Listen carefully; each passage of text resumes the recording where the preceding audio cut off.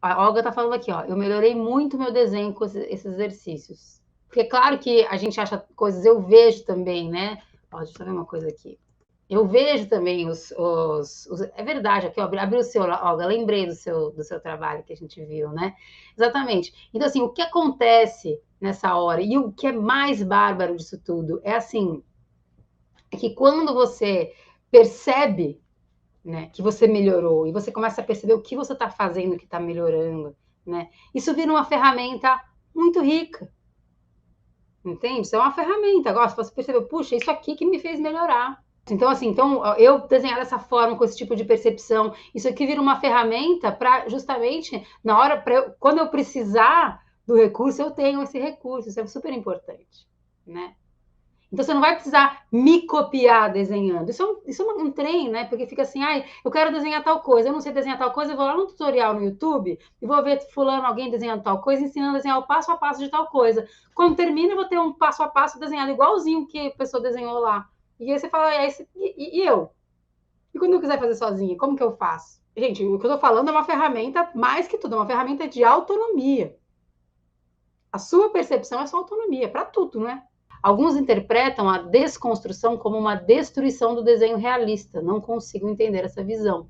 Exato, mas é porque aí você tá fixa numa coisa. Quando a pessoa interpreta dessa forma, né, Euterpe, você fica, na verdade, fixo de que existe uma versão correta da imagem, né? E na verdade a gente está vendo que não, existem versões expressivas e elas podem ser de vários jeitos. É nisso que a gente fala que não tem certo nem errado na arte, né?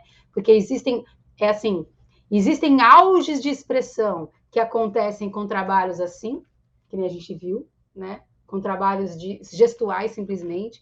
Existem auges de expressão, agora está tudo lá em cima. Existem auges de expressão que acontecem com trabalhos como, por exemplo, um Michelangelo, uma Mona Lisa, existem auges de expressão que acontecem em Van Gogh, existem auges de expressão que acontecem no Pollock, existem auges de expressão de Picasso, Dali, enfim, qualquer um. Tipo, esses auges de expressão, eles são pontos máximos que você chega daquilo que você vem experimentando, né? Então, assim, isso não é... Se você determinar que um jeito é o auge da expressão, que só o que alcançar aquilo, né, só o que for realista, só o que for usar aquelas cores, né, você começa a gerar um tipo de censura na expressão. E aí você começa a distorcer o que seria genuíno, né? Então, na verdade, por isso que a gente fala, não tem certo e errado, não tem o que pode e o que não pode, né? Tem aquilo que você vai, que tem a ver com você, que você vai descobrir, que você vai desenvolver. E quando se ensina que primeiro aprende o clássico para poder desconstruir?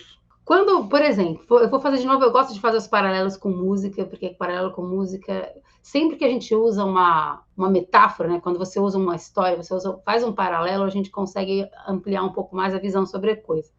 Eu lembro quando eu comecei a ensinar música, né, e eu comecei a ensinar música com um método, que era um método que fazia total sentido, que era lá do Ricardo Brem, que é o seguinte: você ensinar música com música, certo?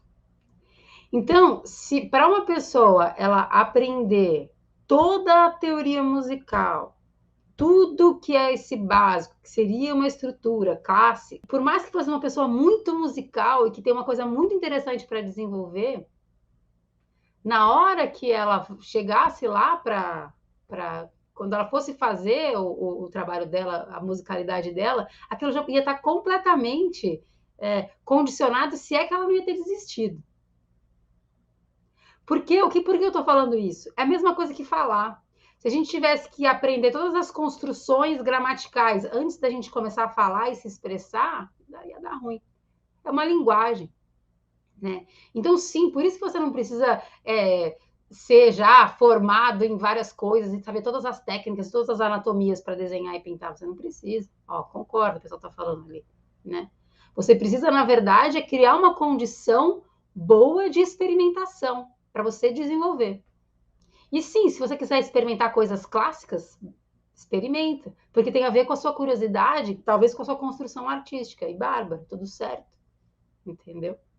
Mas é muito importante isso. Então, assim, você fazer arte com arte, você fazer a sua expressão, né? Desenvolver a sua expressão artística, usando a sua expressão artística, experimentando linguagem. A gente, quando é criança, a gente não experimenta falar umas coisas e sair engraçado, sair feio, ou sair errado, ou às vezes sai inadequado, às vezes sai muito genial, né?